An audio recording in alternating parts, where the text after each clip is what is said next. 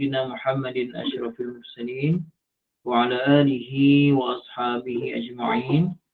سبحانك لا علم لنا إلا ما علمتنا إنك أنت العليم الحكيم. رب اشرح لي صدري ويسر لي أمري واحلل عقدة من لساني يفقه قولي. رب يسر ولا تعسر، رب تمم بالخير. يا فتاح يا فتاح، يا عليم يا عليم، وبك نستعين. أما بعد، السلام عليكم ورحمة الله تعالى وبركاته. الفاتحة. أعوذ بالله من الشيطان الرجيم. بسم الله الرحمن الرحيم. الحمد لله رب العالمين الرحمن الرحيم مالك يوم الدين إياك نعبد وإياك نستعين اهدنا الصراط المستقيم صراط الذين أنعمت عليهم غير المغضوب عليهم ولا الضالين. Amin. Alhamdulillah ibu-ibu ayah yang dirahmati Allah, syukur pada Allah. Hari ini adalah hari Jumaat bersamaan 15 hari bulan 10 2021, kelas pukul 10.30 malam. Kita sambung perbahasan asas mausuf sifat bahagian yang keempat. Waalaikumsalam warahmatullahi. Ibu Mazna, Ibu Anissa, Acik Jamilah, Ibu Asimah, Umi Naimah dan yang lain-lain. Alhamdulillah. Ibu ayah yang dirahmati Allah, kita terus tengok 5 contoh yang saya berikan. Pertama sekali, at-talibu mujtahidun. At-talibu mujtahidun di sini tidak ada unsur mausuf sifat. Bahkan yang ada adalah at-talibu isim ma'rifah dengan alif lam, ia menjadi mubtada, mujtahidun khabar. Maka untuk contoh pertama, ia adalah terjemah mubtada khabar. Pelajar lelaki itu bersungguh-sungguh. Pelajar lelaki itu bersungguh-sungguh. Soalan saya, adakah contoh nombor 1 ini ayat yang sempurna atau tidak, ibu ayah? Contoh nombor 1 ni ayat sempurna ke ayat tak sempurna? Ia terdiri daripada mubtada dan khabar. Setelah saya berhenti, saya sebagai mutakalim bercakap, bila saya berhenti daripada bercakap, boleh faham tak maksud saya? Pelajar lelaki itu bersungguh-sungguh. Okey, sempurna kan? Acik Jamilah tak faham dari segi apa, Acik Jamilah? Tak faham ke saya kata? Contoh saya kata, pelajar lelaki itu bersungguh-sungguh. Rasanya boleh faham kan? Boleh faham. Ini adalah jumlah yang sempurna lah. Dan tidak ada unsur mausuf sifat. At-talibu bukan mausuf, mujtahidun bukan sifat kepada at-talibu. Faham tak ya? Okey. Contoh kedua, talibun mujtahidun. Dengan terjemahnya baik-baik. Pelajar lelaki yang bersungguh-sungguh. Pelajar lelaki yang bersungguh-sungguh. Soalan pertama, ada tak unsur mausuf sifat di situ? Ada tak unsur mausuf sifat dalam terjemahan saya? Pelajar lelaki yang bersungguh-sungguh. Ada ya? Okey. Kemudian, dari segi terjemahan saya, pelajar lelaki yang bersungguh-sungguh, sempurna tak ayat tu? Adakah ia ayat yang sempurna? Pelajar lelaki yang bersungguh-sungguh, betul, dia bukan ayat sempurna, dia ayat tergantung. Pelajar lelaki yang bersungguh-sungguh, dia ayat tergantung. Kemudian yang ketiga, terjemah talibun mujtahidun, pelajar lelaki yang bersungguh-sungguh. Dengan terjemahannya umum ke ataupun spesifik? Kepada mana-mana pelajar lelaki? Umum ke spesifik? Umum ya, betul. Ibu Asimah betul, umum. Pelajar lelaki yang bersungguh-sungguh. Dia umum. Okey. Jadi apa nak bagi tahu? talibun mujtahidun bukan ayat yang lengkap. Tapi ada tak maksud sifat? Ada maksud sifat. Cukup syarat-syarat yang kita dah belajar sebelum ni. Talibun jadi mausuf, mujtahidun jadi sifat pada talibun. Terjemahnya pelajar lelaki yang bersungguh-sungguh. Okey, ibu ayah, tengok contoh ketiga. At-talibu al-mujtahidu. Sekarang at-talibu dah jadi makrifah dengan alif lam. Maka agak-agak bagaimanakah terjemahannya nanti ibu ayah? Bagaimanakah terjemahan untuk at-talibu al-mujtahidu? Apakah terjemahnya? Boleh tolong tulis terjemahnya? Tadi talibun mujtahidun, contoh nombor 2, pelajar lelaki yang bersungguh-sungguh. Tetapi contoh nombor 3 ada alif lam. At-talibu al-mujtahidu. Bagaimanakah terjemahan yang tepat? Boleh tulis. Ataupun siapa nak try dengan suara? Bagus, Umi Naimah dah tulis. Pelajar lelaki yang bersungguh-sungguh ada tambahan itu. Kenapa ada itu? Kerana dah jadi spesifik. Pelajar lelaki itu yang bersungguh macam kurang cantik terjemahnya Ibu Asimah. Terjemah lagi cantik, terjemah Umi Naimah, pelajar lelaki yang bersungguh-sungguh itu dia masih tergantung. Dia masih tergantung kan? Cuma dah jadi spesifik kerana ada alif lam. Pelajar lelaki yang bersungguh-sungguh itu masih tergantung. Tetapi dah jadi lebih spesifik. Boleh faham tak maksud saya? Beza antara contoh 2 dan 3 ibu yang boleh faham tak apa yang saya nak beritahu? Contoh 2 tidak ada terjemah itu kerana dia umum. Pelajar lelaki yang bersungguh-sungguh sahaja. Tapi contoh ketiga ada alif lam. Maka dia jadi spesifik. Pelajar lelaki yang bersungguh-sungguh itu, boleh faham tak semua ibu ayah? Ini biasa saja ni. Ini saya datangkan contoh ni setelah kelas yang keempat. Encik Jamilah boleh faham. Bagus, Masya Allah. Yang lain faham tak? Saya minta respon ya. Saya dah ngantuk sangat ni sebenarnya. Tapi kita kena selesaikan juga ni. Okey. Encik Zainal kata pelajar lelaki itu faham. Okey, boleh ya, insyaAllah. Pelajar lelaki itu faham ya. Okay. Pelajar lelaki itu, pelajar lelaki yang bersungguh-sungguh itu. Okey, insyaAllah. Okey, tengok pula contoh nombor 4. Sebelum tu tengok perbezaan di antara contoh 1, 2, 3 dengan contoh keempat. Ada perbezaan di antara 1, 2, 3, ada perbezaan dengan nombor 4. Apa bezanya? Cuba tengok betul-betul. Contoh 1, 2, 3, ketiga-tiga ni ada perbezaan dengan contoh nombor 4. Dari segi apa ibu ayah? Cuba tengok. Huruf ya kurang tepat. Nakirah, talib, contoh 2 dah nakirah dah Haji Zainal. Talibun tu nakirah dah. Itu kurang tepat.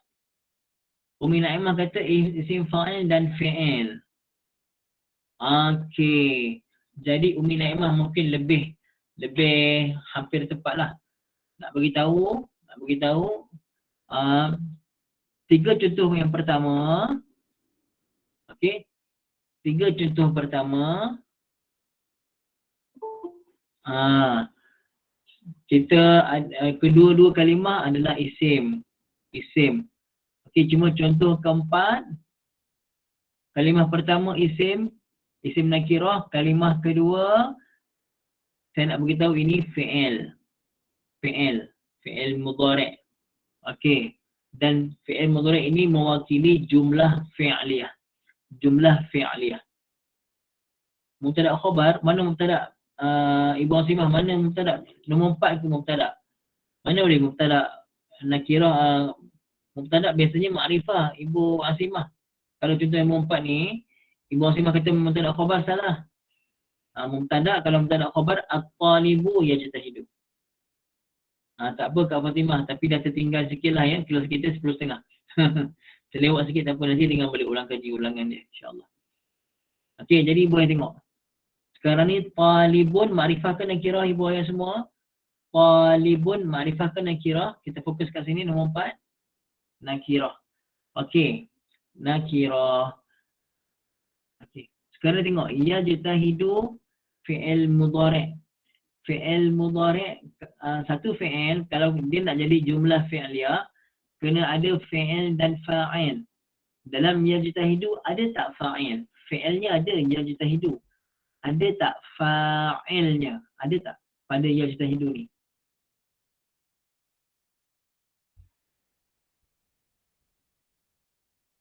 Ada, betul Ibu Simah, ada. Kalau ada dhamir huwa kan, kembali pada apa dhamir huwa tu?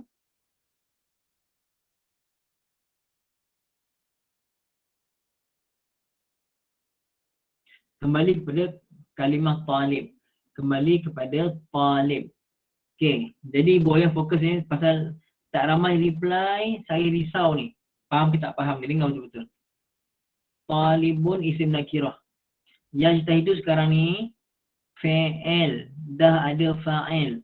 Bila fi'il ada fa'il, cukup syarat tak untuk jadi jumlah fi'liyah? Cukup tak syarat untuk jadi jumlah fi'liyah?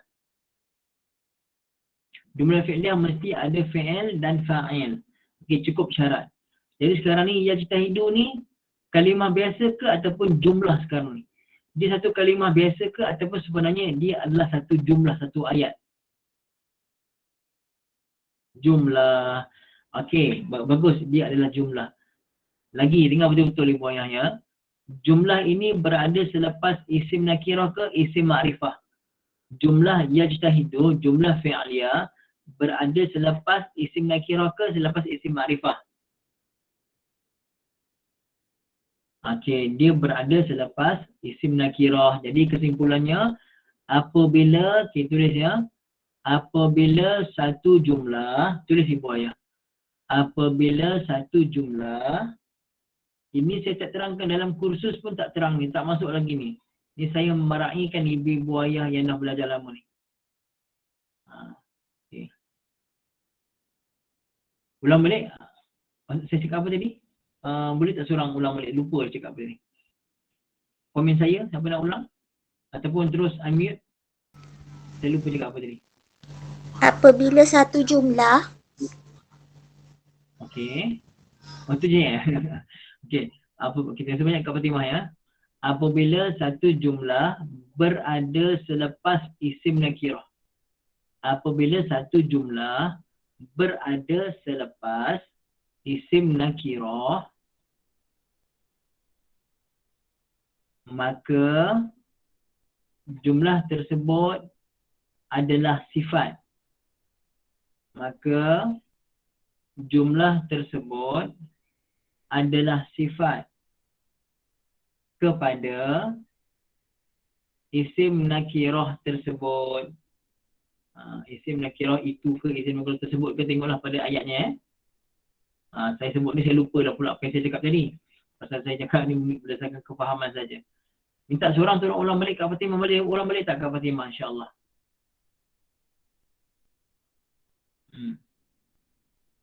Dapat, okey. Ataupun siapa-siapa boleh ulang balik. Okey Kak Fatimah, okey. Ustaz tak ada ni, apa nama, tak sempat hafal lah Ustaz. Belum Tak apa. Okey, tak apa. Siapa dapat, boleh Ibu Ayah siapa dapat, boleh unmute. Okey, siapa? Haji Zainal, insya-Allah. Apabila satu jumlah berada selepas isim nakirah, maka jumlah tersebut adalah sifat kepada isim nakirah tersebut. Alhamdulillah, Masya Allah. Terima kasih banyak tuan dia ya. Masya Allah. Dapat semua Ibu Ayah, dapat tak? Dapat ya? Okey. Dapat semua, Masya Allah. Kalau siapa dapat tolong tulis kongsikan balik pun tak apa. Siapa dapat, siapa rajin lah yang dapat tu rajin, tuliskan balik, kongsikan balik pun tak apa, insyaAllah. Siapa yang rajin lah. Bonda Puteri Mimi, terima kasih Bonda. Apabila satu jumlah berada selepas isim nakirah, maka jumlah tersebut adalah sifat kepada isim nakirah tersebut. Bagus Bonda Puteri Mimi ya, Masya Allah. Okey, jadi cuma yajtahidu jumlah fi'liyah. Tengok pula bawah ni. Talibun, seorang pelajar. Talibun, seorang, kejap. Nombor 4 terjemahnya akan jadi seorang pelajar yang bersungguh-sungguh. Itu saja. Seorang pelajar yang bersungguh-sungguh. Talibun isim nakirah, yajtahidu jumlah fi'liyah, jumlah berada selepas isim nakirah, jumlah fi'liyah ini adalah sifat dia. Maka terjemah ni yang. Seorang pelajar yang bersungguh-sungguh. Contoh nombor 5, talibun juga isim nakirah. Ibu ayah abuhu mujtahidun juga adalah jumlah. Bapaknya bersungguh-sungguh. Bapaknya abuhu, bapaknya mujtahidun bersungguh-sungguh. Abuhu mubtada, mujtahidun khobar. Ibu ayah mubtada campur khobar, jadi tak jumlah ismiah? Cukup syarat kan jadi jumlah ismiah kan? Jadi abuhu mujtahidun adalah jumlah juga. Cuma ia adalah jumlah ismiah. Jumlah ismiah.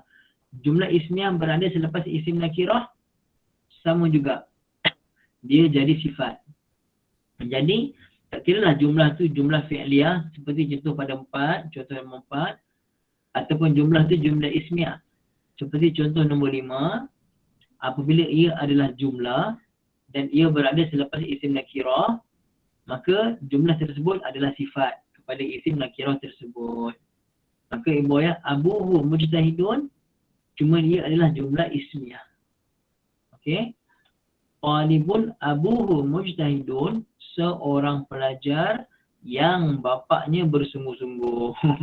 Bapak dia sungguh-sungguh. Yang kan dia sungguh-sungguh, bapak dia sungguh-sungguh. Okey. Dapat tak kedua-dua contoh nombor 4 dengan 5? Apa saya nak fokus? Nombor 4 dengan 5 adalah contoh sifat dalam bentuk jumlah. Itu saya nak bagi tahu, sifat dalam bentuk jumlah dengan syarat jumlah itu berada selepas isim nakirah. Dapat tak ibu ayah? Untuk 4, 5 yang saya fokuskan tu dapat ya? Alhamdulillah. Jadi untuk contoh 4 dengan 5, di mana sifat dalam bentuk jumlah, siapa yang baru belajar? Siapa yang baru belajar dan dia fahamlah. Komen baru, siapa yang ulang kaji, sebelum ni memang dah faham dah, memang dah tahu dah. Sekarang ni tinggal cuma dia ulang kaji saja. Komen ulang kaji. Jangan segan, jangan malu ya. Oh, Masya Allah, ramai baru. Ramai baru, Alhamdulillah ibu ayah. Fatih pun ada, Masya Allah, Fatih tak ngantuk ya, Masya Allah, bagus. Jadi ibu ayah, okey. Saya rasa cukuplah setakat ni. Kalau ikutkan sampai sesi, sampai bahagian ketiga semalam, rasa macam banyaklah kita belajar kan? Rupa-rupanya makin belajar, makin tak tahu tak ibu ayah? Makin kita belajar, rupanya makin ada benda yang kita tak tahu. Setuju tak? Makin kita belajar, rupanya ya Allah, ingatkan sifat ni aku dah belajar yang 4 benda tu. Rupanya jumlah pun boleh jadi sifat rupanya. Dan ini banyak dalam Quran. Banyak dalam Quran. Masya Allah. Okey. Bahkan ibu ayah, cuba tengok matan tadi balik. Kita belajar kalam tadi kan. Cuba tengok. Wa harfun. Wa harfun ja'a li ma'nan. Harfun ma'rifah ke nakirah ibu ayah? Harfun ma'rifah ke nakirah?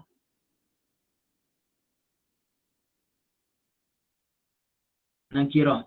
Ja'a li ma'nan jumlah ismiah ke jumlah fi'liyah? Ja'a li ma'nan, datang memberi makna. Jumlah ismiah ke jumlah fi'liyah? Ja'a li ma'nan, jumlah fi'liyah. Terjemah ja'a li ma'nan, datang memberi makna. Okey. Jadi harfun ja'a li ma'nan, apa terjemah agak-agak? Harfun ja'a li ma'nan. Walaupun tak ada terjemah yang kita tulis, tak ada baris yang kita tuliskan, apa terjemahnya? Harfun ja'a li ma'nan. Apa terjemahnya agak-agak? Boleh unmute kalau nak jawab? Siapa-siapa? Apa terjemah agak-agak? Harfun ja'a li ma'nan. Huruf yang mendatangkan makna tak? Betul Haji. Huruf yang datang memberi makna. Huruf yang datang, mesti ada yang. Huruf yang datang memberi makna. Tapi saya tak bagi tulis terjemah kat sini. Saya nak ibu ayah faham macam ni lah. Jelas? Jadi sekarang dah tahu dah. Harfun ja'a li ma'nan, huruf yang datang memberi makna. Banyak kita jumpa dalam kitab, dalam Quran. Contoh-contoh sifat yang datang selepas isim nakirah. Sifat tu dalam bentuk jumlah. Okey, boleh setakat itu saja, tak nak berat-berat sangat. Setakat itu saja. Jadi poin yang kita dapat tadi adalah poin yang pada saya sangat penting ya. Salin contoh-contoh ni boy, insya-Allah. Okey, minta maaf masa pun saya pun dah tak larat dah ni sebenarnya ni, dengan ngantuk sangat dah ni. Pagi tadi dekat dengan 9 balik, macam-macam tempat singgah. Ni pun tak cukup-cukup rehat lagi ni. Bagi saya rehat dulu insya-Allah ya. Cukuplah setakat ni insya-Allah, mudah-mudahan bermanfaat semua. Minta maaf ya. أقول قولي هذا وأستغفر الله العظيم لي ولكم. بسم الله الرحمن الرحيم. الحمد لله رب العالمين والصلاة والسلام على سيدنا محمد